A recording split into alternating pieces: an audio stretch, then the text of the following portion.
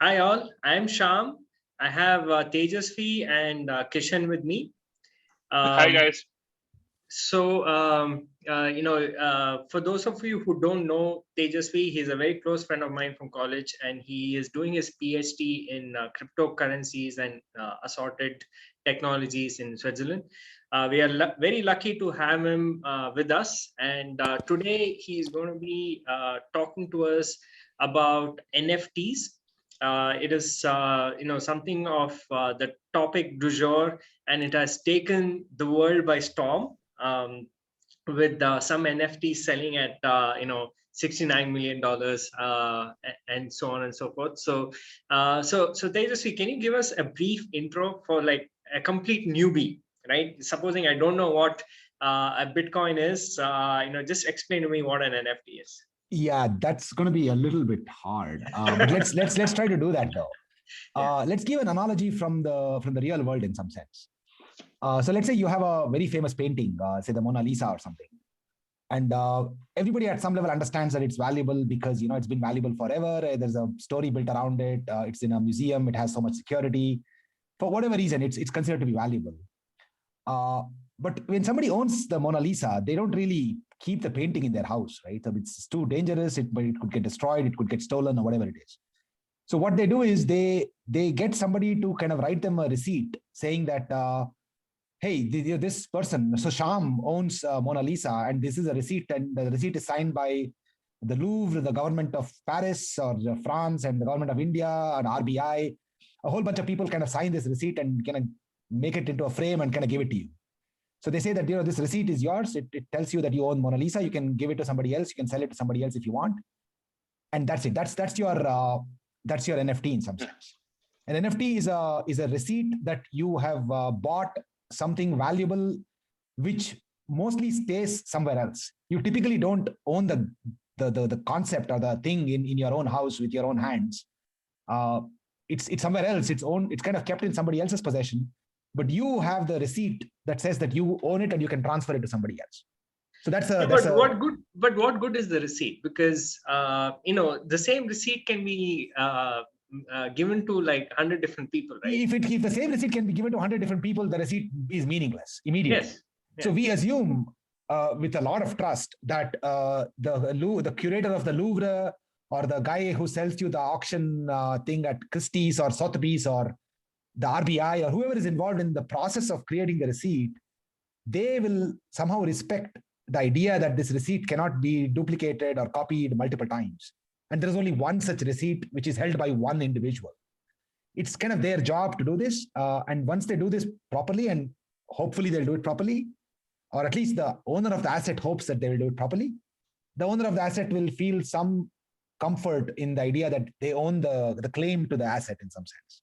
And the key thing here is there are a lot of claims which are sold as assets in general. For example, a stock certificate is a claim on the ownership of a company, right? And when you buy a stock certificate, you don't literally buy the certificate yourself. You kind of buy your certificate is held by somebody else. You own the rights to kind of sell it if you want, and that represents the ownership in a company. In a company, what happens is every stock certificate is the same as other. Typically, I mean, there are different classes of certificates, but in a single class of stock certificates, all of them are the same. They are fungible, so to speak. But with art, a Mona Lisa is not fungible with a Jackson Pollock or with a Raja Ravi Verma or any of that, right? So they're all different paintings. They have different personalities. They have different colors or whatever it is. So if you have a claim in a form of a receipt on a unique concept in the world, a piece of art or a piece of art, whatever it is, all of those are unique, and you have a claim to that. Whether the claim is worth anything or not is actually dependent on whether the claim is unique and kind of provably yours, and also that the art itself is also somewhat unique and somewhat valuable. So a non-fungible token is something which is kind of a claim to a non-fungible item, like an item, and a fungible token like a stock certificate or a dollar bill or an Indian rupee bill or whatever is a claim to an asset which is fungible.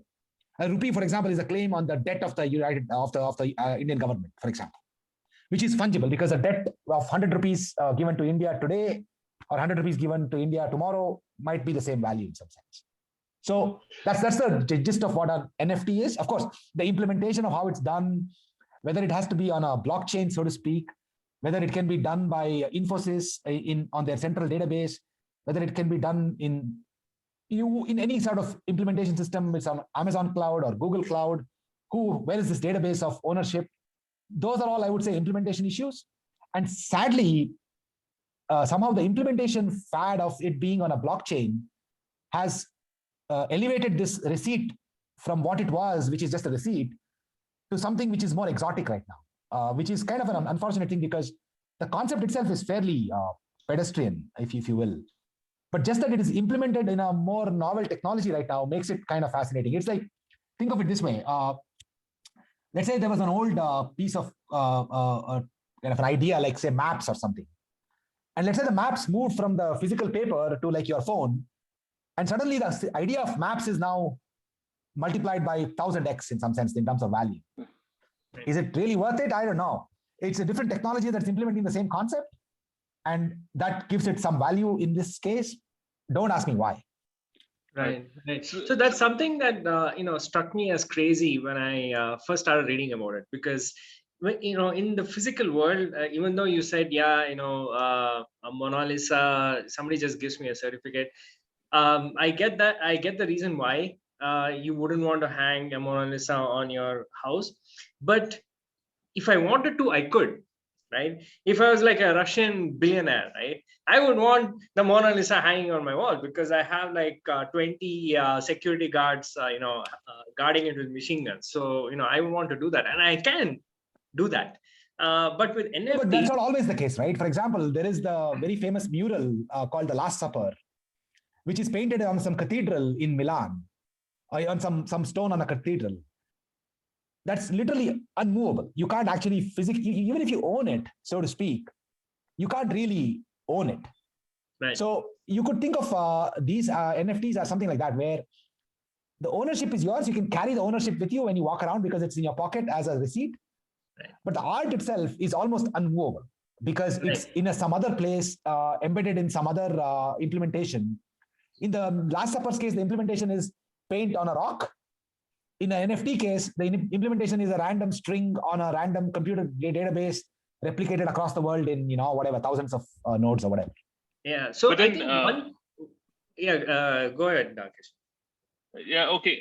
So, but Tejaswi, I mean, the part that I don't get here is you could have actually the exact replicate. So, do you have some basketball video or some some painting, kind of some digital image.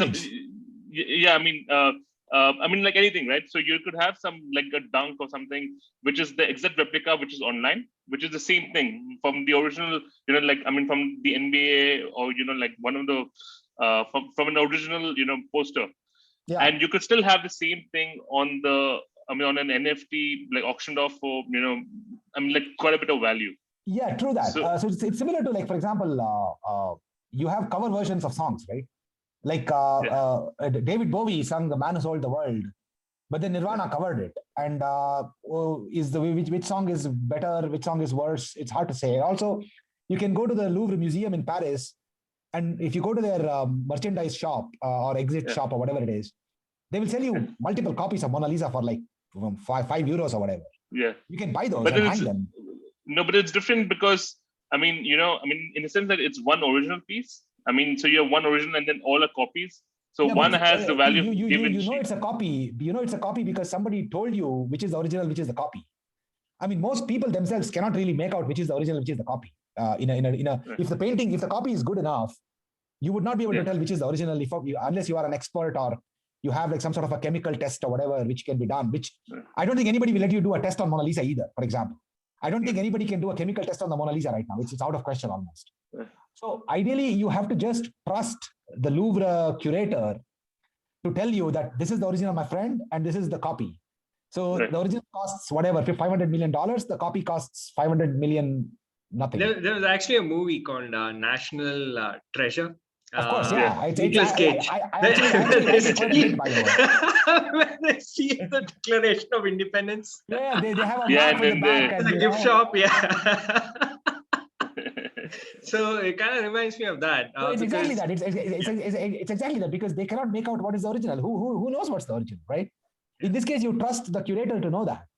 And in the NFT basketball situation, the NBA will tell you that, hey, this particular token coming out of this particular platform, built on this particular database, on this particular URL, if at all there is a URL, is approved by NBA. And what they will also do on top of that is, if somebody else does it, they will actually sue them. So there is a very old school law enforcement based approach of guarding your copyright or whatever it is to guarantee provenance and originality and all of this stuff.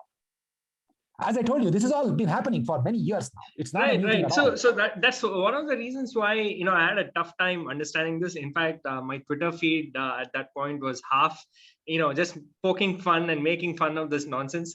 And as a computer guy, as a programming guy, initially I thought it was like NFTs are like a pointer to an object. They are, by the way, they are literally a pointer.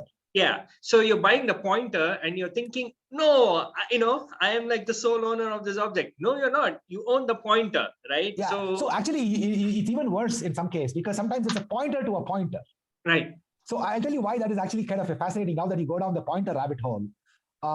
Sometimes if you have a pointer and the pointer is immutable and the object's address also is immutable, then it's somewhat guaranteed that the pointer is always going to point to this. So it doesn't really matter if you own the pointer, because the pointer is fixed to an address and the address is also fixed in that place. Right. So that at least gives you some semblance of ownership if you want to push it there.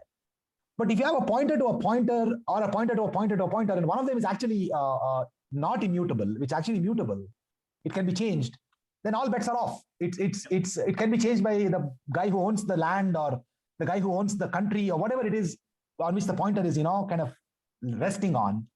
And it's all bets are off. Yeah. So it was like a fascinating, thing for me as well, because, I think last month when this NFT thing was surfacing, I think I asked you, what was the easiest way to sort of create an NFT? Yeah. Because my whole idea was, you can, take verses from, Upanishads and so on, and create like a bank of Vedic verses and create NFTs out of it. Then I realized that even as a creator, I have to pay gas fees, which I thought was a total ripoff. Like, why would, like, if you take that is actually not that bad. So that is not that bad, by the way. I mean, so if you think about it, let's say you want to set up an online shop on Amazon. Let's say you sell greeting cards or whatever, let's say. And you want to set up a shop on Etsy or Amazon or Flipkart or whoever is your shopping platform choice of sorts, like Shopify or anybody, you have to pay them a cut. Yeah, but only if there's a trade, not before that. So there's no brokerage is always paid after the transaction. So there is no setting up a shop cost on Shopify? No, you can go to Amazon India and become a seller by just uploading your driver's license and your PAN card. Finish. So there's no upfront fee to kind of stuff. But you can imagine a world where setting up a shop has an upfront fee, no? It's like paying in the physical world, yes, but not in the digital world. Yeah, so I think that is the rent you pay to become a part of the so-called decentralized system. Yeah, that's some nonsense. So here is where I will push back actually. So I will think of that as not really nonsense. Okay. So for me, the thing is, when you have a member of a proprietary platform like Shopify has an incentive to let you come in for free, because they believe that if you come in for free and you become a merchant and you start selling goods on their platform, then eventually you will give them money. So it's the classic entrepreneurial risk they're taking by letting you come on board for free. A decentralized platform doesn't have a profit motive. It has to survive. That's the only thing it has to do. And for survival, even if you want to create a shop there, you have to pay the fee first. So there I would kind of give it a little bit of slack, because the decentralized platform, of course, we are assuming that the NFT platform is on a decentralized meta platform like Ethereum or Bitcoin or whatever. For the decentralized platform to exist and do its job, it has to be sort of sustainable in some sense. So that I would actually be somewhat comfortable with paying the initial gas fee to start the platform. Right. But then, of course, the fact that you can start a platform and you can change it after the fact is the main nonsense, in my opinion. So the other thing is, about NFTs, right? One thing that people keep talking about is there's limited supply of the actual object, right? So, Like for the example, painting in question. yeah, the painting in question. So, the artist promises that there's only one copy. Yeah, but he promises though. He cannot guarantee it. Yeah, he can't guarantee it, but he promises it, and people kind of take it, at his word, and they start trading the pointer to this thing, right? But what surprised me was there's already a thing which is in short supply, which is time. Yes. Right. And this NFT thing, which, for example, you may have heard of, date auctions, right? For charity. Yeah. Where you line up like 10 dudes and you auction like you bid for whatever, right? Yeah. And then you have your Warren Buffett lunch. Yep. Right. So people have bid like millions. I think last time Justin dude. Sun. Yeah, Justin Sun, who is not a Bitcoin dude, by the way. It hurts me when you say that. So this is like I'm on your side here, but I'm going to push back because Justin Sun is the promoter of another blockchain platform called Tron, which is entirely different. Okay. So anyway. So this is like, this is getting into the weeds where I have certain sympathies, whatever. Anyway, let's go on. Okay. So the concept already exists in the real world. So you're auctioning off somebody's time. Yep. And time is in short supply because, the clock is always ticking forward. Exactly. So, so if you were a professor or you're an expert in your field or something, and you want to, say, okay, I have 2 hours in a week where I can talk to someone, outside of my social circle, right? Outside of my students and so on. And I can create an NFT out of my time and post it out there, right? Yeah. So every month I release new NFTs, for my time, and whoever is interested can bid for it, and and they can trade it and whatnot, and come back. Totally. So this is like one use case that I would like legitimately get behind. Right? No, but the thing is, so if you think about it, the idea of selling your own block of time as a consultant or whatever it is entirely fair, and it's been happening for for millions of years. Right. But the point is, right now it is being marketed because of the way it's being implemented in some platform. It's not just implemented, but it is the benefits that gives the owner, right? So supposing, I think the biggest benefits of NFT is that you can actually trade it. But you can trade any other thing, right? I mean, you can trade like... Yeah, but it's not that easily because an NFT, so think of it as like, an abstract class hierarchy, right? So NFT is at the bottom. So anything that derives from this and derives from an NFT. No. So this is totally fine. So this I get completely. I mean, this is the idea of the ERC 721 standard on which NFTs are based, is like an abstract class, right? Right. So I totally get that, and I agree with it, and that gives it some sort of a composability and programmability advantages, which is why it is kind of considered to be cool. That you can actually say, for example, one of the things that I read about was that, let's say you are a music creator and you make it an NFT, whatever your music album or song is. Right now, if you want to sell your music rights, it goes through like a record label, through like another company. There is like a very complex web of real world interactions that happens to get you the money that you want from your fans. But if you have an NFT kind of programmable platform in the middle, then that could let you, for example, auction off certain verses, or you could auction a certain frame in the video or whatever it is, right? But if you think about it, if that can be programmed in a centralized database by some smart record label, it'll just work. Yeah. Same with tokens as well. If you can package your time in a nice way and sell it on Amazon, why wouldn't that work? But maybe it can't be resold because there is no platform to resell it. Right. So my point is that they kind of hacked this onto an existing trading ecosystem. Right. Yeah. So people are used to trading cryptocurrency. So it's just a next step to get them to trade these NFTs. So what if these NFTs are referencing somebody's time? And then also you can program royalties into it. Right. Yeah, but they've all fallen into the same trap of the now once you get into the fact that implementation is what driving its value, because it gives you all sorts of other benefits. Then the implementation is where it actually also gets killed as well, because the implementation is where the pointer flexibility is.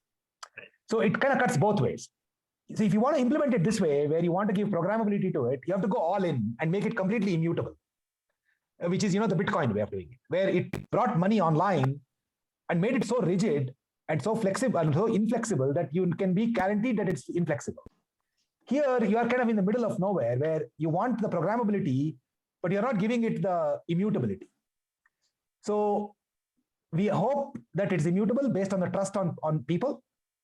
And we want the programmability that comes with it being on the blockchain, so to speak. So that's right. You are right on that. That's where the sweet spot is. Right. And also, one thing that, I really liked about the concept is that you get to participate in any appreciation of that token.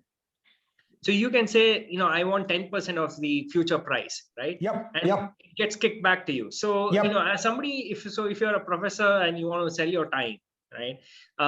This is an absolutely brilliant way to do it, because, you can say 2 hours every week, I'm available for consultation, right? Yeah. Go to your NFTs and allow it to trade. And whoever buys it at the end, you still benefit from the price appreciation. So this is like saying that, when the IPO of a company happens, the IPO price is what the company got.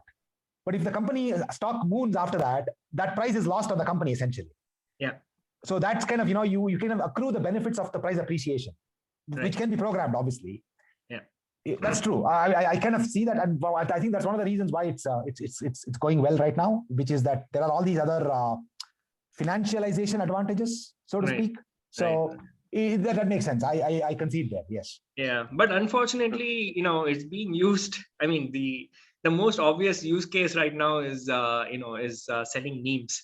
So there's like no serious attempt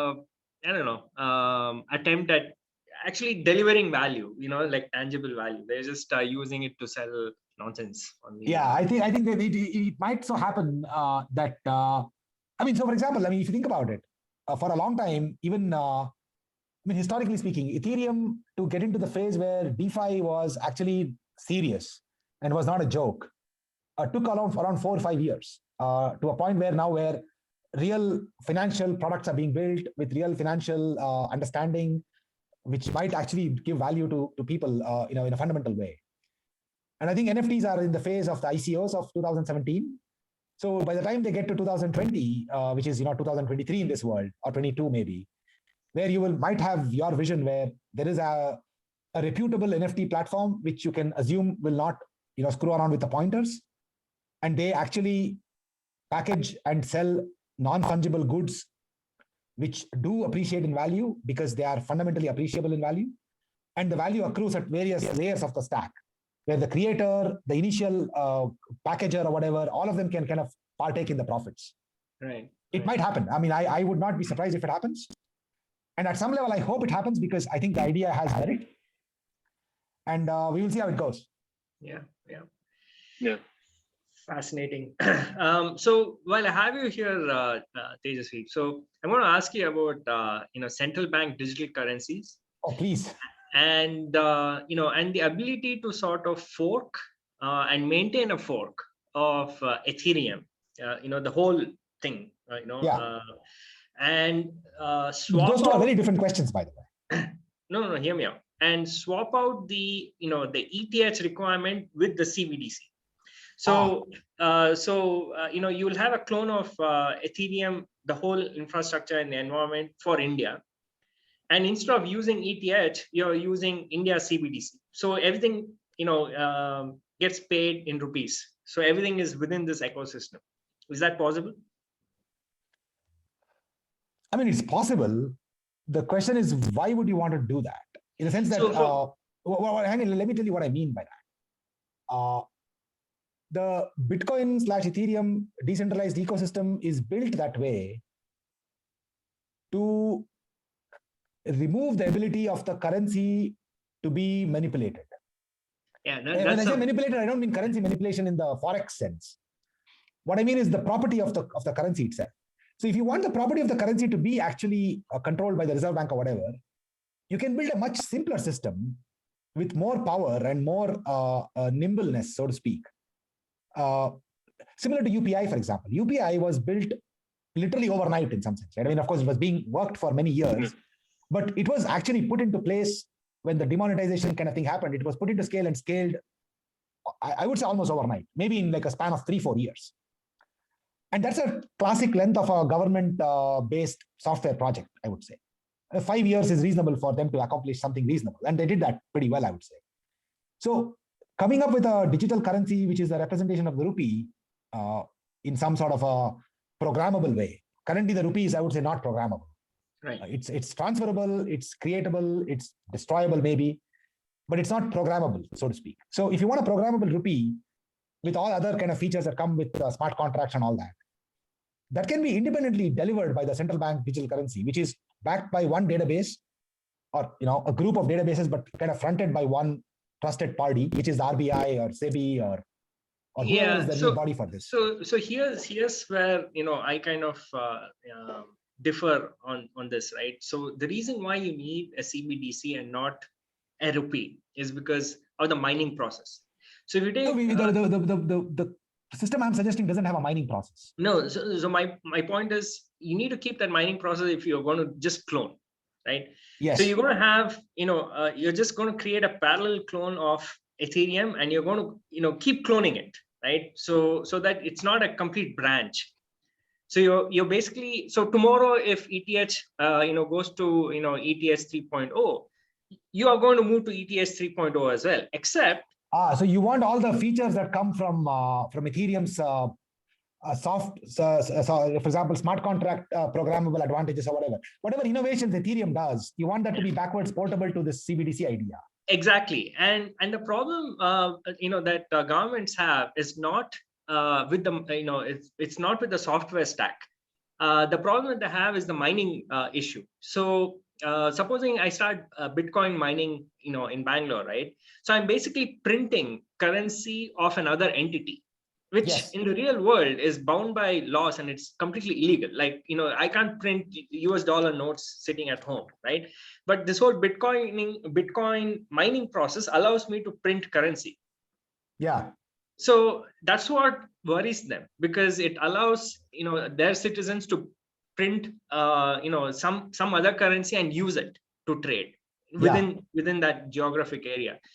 So if you replace that stack and say that, the mining process actually gives you CBDCs instead of Ethereum or Bitcoin, then you basically solve this fear. You're taking this fear out of the equation, and you have all the benefits of the software stack. I think it's possible. Keeping it backwards compatible not backwards compatible, forwards compatible with Ethereum would be kind of non-trivial, I think.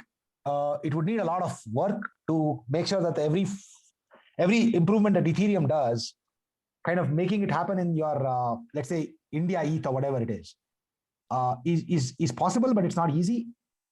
And replacing the entire base layer with government-controlled supply token or whatever it is, that also is possible. But you have to now think about it. All the smart contracts that are on Ethereum as they are not portable because they will not work as they are. So you will have to swap their kind of internal calls with. You could even do that as well. That those also will come for free, I think. It's just that what will not come for free is usage. So this entire system will be running on, say, 1,000 computers, which are in India, hopefully, and they will have some sort of a gateway on a port with some sort of a thing. Now you have to get people to use them to actually call the smart contracts to do something, like launch a ICO or an NFT platform or whatever it is, right? Right. Will they do that? Maybe they will do that. Okay, so this brings me to the other thing, right? So imagine I'm the government, right? Yes. So can I get my ISPs to block all your crypto thing at the switch level? No, it's not possible. Okay. I mean, the cryptography is very strong, basically. What happens is, for the ISPs to do this, they should be able to inspect the packet and figure out what the packet contains. Right. And if the packet is encrypted at source and it goes through a bunch of nodes, which till it reaches the endpoint, which is the Bitcoin network or whatever it is, and then it gets decrypted there, you have no way to kind of intercept them in the middle. You can intercept them. So what you can do what is called deep packet inspection, which is what the Great Firewall of China does. So what the Great Firewall of China does is, let's say you are accessing a google.com from your hotel in China. Despite your browser encrypting the connection, what the Great Firewall of China does, or at least is supposed to do, is it knows, for example, that any IP coming in this block might actually be a google.com IP. And they will just make them all slower. So they won't fully throttle you because they don't know whether it's really google.com or not, but they will make it very slow. Or what they will make is they will make every connection going out of the country itself slower. So they will try to do all sorts of things to kind of figure out what's happening. But fundamentally, technically, you could make it completely opaque. And then they will have to resort to blanket kind of banning of things. They will say that, any sort of connection that is encrypted and which can't be read in English or Hindi is blocked. Like they should outlaw encryption sometimes. And that's going to be becomes into free speech issues. So it's going to be harder. But again, free speech issues are not super protected in India anyway. So it might be possible for all I know. Because they did make BlackBerry give up on their encryption back in 2007, 6. I don't remember the case exactly. So India had some case with BlackBerry, right? I don't recall that at all. Yeah, so there was a case in 2007 or 6 where BlackBerry Messenger back in the day used to be end-to-end encrypted. And they said the Indian Ministry of External Affairs or Ministry of Telecom said that you cannot operate in India if the message is end-to-end encrypted. And BlackBerry had to file a case in Supreme Court, and there was actually a whole thing that happened in 2005, 6. I'm not sure. This is before iPhone. Obviously. 2009. 2009, is it? Yeah. It happened after 2611. Oh, it happened after 2611. Okay, that makes sense. That was 2007 though, right? No, 2008. 2008, okay, 2008. Yeah, okay. So it was sometime around then that BlackBerry had to fight this whole end-to-end encryption ban in some sense. But I guess those they will be all precedents for the upcoming, so-called crypto wars. Right. Wow. So there's a lot to sort of unpack here. So regarding NFTs, so where do you see this whole thing going? So what you said earlier, where an NFT platform becomes somewhat respectable. So in the blog post we discussed what an NFT platform is, right? So you have a base platform like Ethereum or Tron or Flow or whatever. There is or Bitcoin even, for example. And on top of the base platform, there is one smart contract deployed called the NFT platform, and that can mint many NFTs for any piece of art or whatever it is. So let's say somebody who is respectable, let's come up with somebody, Christie's, for example, who is reasonably respectable, let's say. They create an NFT platform where they will say that this smart contract here, we can prove it to you that we will not change the code. The code is immutable, and here's the code. You can read it, you can pore over it, they publish reports about it, they get security experts to review it. They make a big deal out of it, saying that this code is immutable. So this code can't be changed once it's deployed. They make that. And then they say, okay, here are the tokens printed here, and this is the feature of the tokens. Value accrues, in some way or whatever. And then they kind of stick with it for a couple of years. And then, for all I know, it could just develop value. I mean, this is how Bitcoin developed value, right? If you think about it, Bitcoin evolved out of nothing precisely because it held on to these promises. Bitcoin made a promise that the code would not be touched and the network would be sacrosanct and the money supply would not change, the monetary policy set in stone. And it kept it for like 11 years. And that's how it has value at some sense. I mean, it could collapse to zero because underlying it is nothing. It's just a question of trust. And this trust, if it's built by somebody else, it might actually be valuable. What you say, where you can do an NFT on time or art or whatever it is, and that becomes valuable because it actually is truly valuable, and you can appreciate and value the concept, and then the appreciation is given to everybody on the stack. I don't see why it shouldn't work. If somebody can deliver this platform, kudos to them. Right. Awesome. So I hope that happens because I think it's a good idea, because I would like creators to get rewarded in a nice prorated way, so to speak. Right. But hopefully somebody will build a platform like that. Yeah, fascinating. But the current ones are all a bit tricky. Yeah. So I saw a lot of these scam ones, right? The ones you pointed in the blog post where the NFT represents a URL, and the URL could just go down tomorrow. It's not even a piece of art, right? So there are these crazy NFTs out right now, which are. So here is the amazing one I had difficulty with when I was writing the blog post itself. I was trying to find out the name of the NFT platform on which that Beeple $69 million art was sold. It is so difficult to find the name, by the way.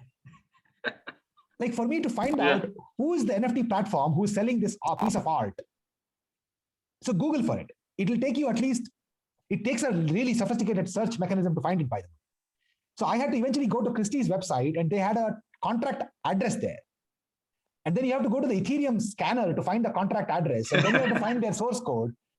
So none of the popular media articles will tell you what the platform is. Yeah, and the platform is called, they don't know. The platform is called Maker Token V2. It's not a V1, it's a V2. There could be a V3, and then the token is worthless. I don't know. It's funny, man. Yeah, but then tell you something, about this, about the people and thing which is sold. Supposedly, the buyer is a person who's involved in, who's a like NFT creator himself, or he's also an NFT creator, and also he's an NFT buyer as well. Yeah, I think he has he has a few of these high value NFTs he's bought. He's an NFT fund manager. On top of that, yes. Okay. Yeah, that's the latest I've heard. So he bought it for his fund. Yes. So it's, interesting in a way that that the thing that he bought, got headlines and globally, and made this like entire thing like popular. So it's like his marketing fee almost, like his marketing. Yeah, so his marketing budget was $68,900,000, and the hash of the art was worth, I don't know, $5,000 maybe. I'm not even sure how much it's worth really. Yeah. You should see the piece of art, by the way. On top of that, if you download the file, it's the actual image of the painting or the photograph or whatever it is. You download it and you look at it. It's a bunch of photos, and he says that he took them 5,000 days. Every day he took a photo each. Yeah, but they're just photos. There's no proof. He could have taken 50 photos, 500 photos from Getty Images, and it would have worked, I think.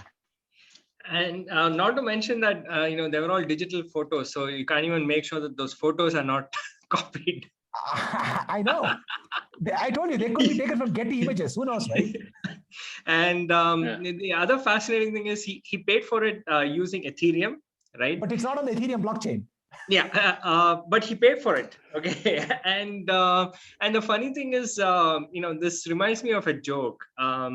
So a dude comes and he says, I sold my dog for $1,000. So the other guy is like, what? Which idiot bought, your dog for $1,000? I don't know, man. I got like 2 cats worth $500 for it, so I sold it. Right. So how the hell those cats are worth $500? It's all make believe, right? So no, this is true. It's all monopoly money at some level, right? So if you have monopoly money, but this is a subtler and more profound point if you think about it. Why do we think that an apartment on Brigade Road or whatever it is worth $1 million, right? There is some advantage. There are some good restaurants around the neighborhood, but come on, really? So I don't know. So the fact that everything is make-believe and real values of assets are kind of impossible to determine is a very profound Austrian economics point, right? Which is that the price is not the signal of value in some sense.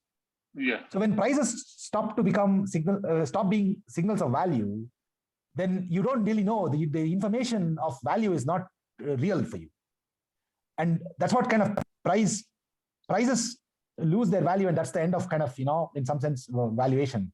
This goes deeper into Austrian economics and a whole bunch of. Well, you don't have to go that deep into Austrian economics. This is this has resurfaced as the concept of liquidity cascades.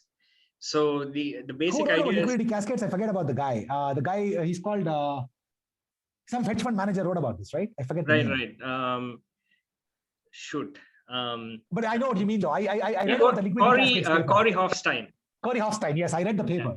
Yeah, so it's a fascinating concept, and after I read it, I realized that this is exactly what happened to small caps in 2016 and 17.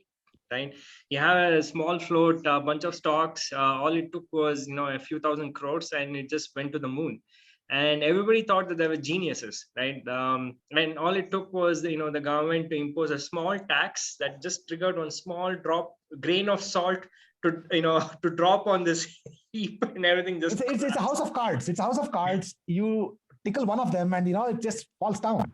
Right. So this sort of reminds me of that. There's a lot of liquidity sloshing about, and it'll find its way into different assets. And if you can't ram it down the throats of existing assets, you'll just create a new bunch of assets to pump them up. Yeah. But hopefully this actually creates something tangible that can be used 5-6 years down the line. Some sort of. I mean, it's always the case, right? I mean, there has to be like some semblance of an innovation somewhere there. I mean, it's not entirely smoke screen, right? There is a little bit of something there which hopefully has value. And the value that we see right now is probably an inflation of, I don't know, many orders of magnitude of what it really worth. And hopefully what is really worth will come out in the future. So I'm hoping for good stuff.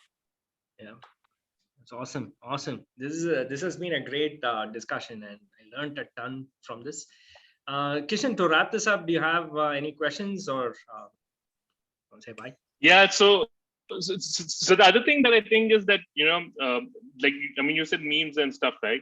Yeah. So memes have become like today's cultural iconic images, right? Yes. The image that you put up about the central bankers singing the song. I actually went and bid for it on an NFT thing, which is like I bid $20 or something, but I'm not sure what happened to it. But no, I mean so I think this is also some kind of a cultural thing that for a long while you had all these memes and stuff which were being made for free, but now if someone there's a value attached to these creations. So I think it's also like a cultural comment. Definitely. And also I think memes in general, I think independently of the value attached with NFTs coming in now, I think Bitcoin and all these cryptocurrencies at some level were built on memes in a very fundamental way. I mean, the memetics, as they're called, about this whole system is utterly fascinating, because if you want to bootstrap something which is entirely a belief-based system, and there is really no way to give value to it other than the belief that you have to build around it, you either make a war, like you wage a war and you win the war, and you do something physical, like tangibly physically very, I would say, violent or grandiose to get kind of your statement out, or you build a meme-based movement. You meme it into existence in some sense. And I have a feeling that eventually this will be looked down upon in history as a place where people memed something into existence. I don't think so, man. So this is, since the last few years, I've been totally regretting not taking art history, as at least a minor in college. Yeah, and, I know what you mean. Yeah, and and I feel like one old fuddy-duddy looking at all these things and saying, "Hey, where's the cash flow? Where's the cash flow?" Right? Because I mean, if you look at Jason Pollock, right? He painted Jackson Pollock, number 5. He painted a bunch of freaking what is that, soup cans. Yeah, I know. No, that's Andy Warhol. That's Andy Warhol. Andy Warhol. Okay. This is exactly why I should have taken art history. So the Campbell soup and the Marilyn Monroe pictures, right? Yeah. So back in that day, people made fun of him. Like, what the hell is this nonsense, right? I'm sure that, people would be like, hey, just paint me a landscape. What is this? What are you doing? But you do know that Picasso was laughed upon, right? Picasso was hanging around in Paris among brothel prostitutes and stuff, and he was painting them because no real model would come and pose for him. Right. And before that, Van Gogh died penniless, like broke. Like Van Gogh made zero money, right? Yeah. And of course, then this is like I don't know what to say. And you started the conversation with Mona Lisa, and for the longest time, nobody gave a shit about Mona Lisa. So I know, somebody came and stole it. And that's when, oh, Mona Lisa, look at that brilliant smile. Oh, wow. The whole face in the cloud, and you can read whatever you want into it, right? So when I was writing the article, I was thinking about other non-fungible tokens in the world, right? In some sense, in physical world. So take a grain of sand, right? You have billions of grains of sand on the earth, and they're all fungible in some sense. One grain of sand, another grain of sand, who cares, right? But if you put it under a microscope, you start seeing like all these patterns which are unique to each piece of sand, obviously. So each piece of sand has a personality, so to speak, but nobody gives a fuck about these personalities. Right. So if somebody gives a fuck, then it just becomes a meme and a culture and whatever narrative and all it's these like words that that banana taped to the wall. And somebody ate that, that, right? So I mean, but there is as I live in Switzerland, right? Switzerland has this Art Basel, which is this art. What do you call it? Conclave, maybe? What is the word? I don't know what the real word for it is. It's like a bunch of art galleries coming together to hold like some sort of an exhibit, and they have very high net worth individual buyers coming in to buy these pieces of art. So getting into Art Basel, you have to pay like a 200 franc entry fee just to get into the booth, the exhibition area, right? So you go there and you look at all these, I don't know, pieces of art. You have to guess which painter whose painting will appreciate in the future. So you are like the what is it called? The culture maker, so to speak. Yeah. So you know that this artist has a story. He is crooked enough. He's artistic or whatever. There is something about this which will make it worthwhile later. He's the Van Gogh of today. I have no idea how they do it. So it's magic, man. It's magic. No, I'm telling you, man. I hung out with some of these artist dudes when I was in New York, and it's basically you're creating that taste, right? You're creating taste, and it's got a lot to do with your personality and who you're connected with and who says you're important. And those guys, once they get this momentum moving, and most of them have got this down to the T. Okay, so they can take a lump of clay and turn it into something like $1 million a year from now. They can package it pretty well. Have you seen this movie called Mona Lisa Smile?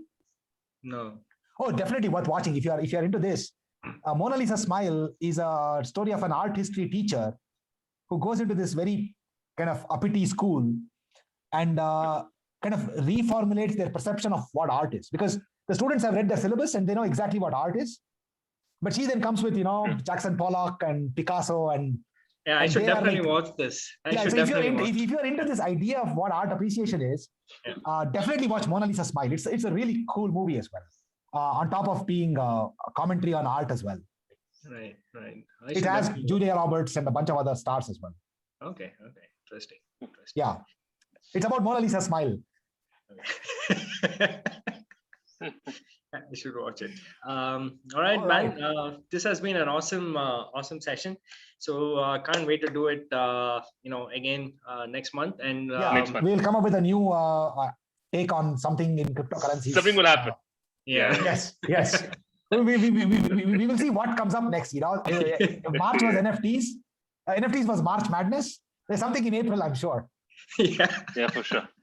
I'm sure. All right. Okay. Bye, guys. Thank you. Bye. See you. Bye.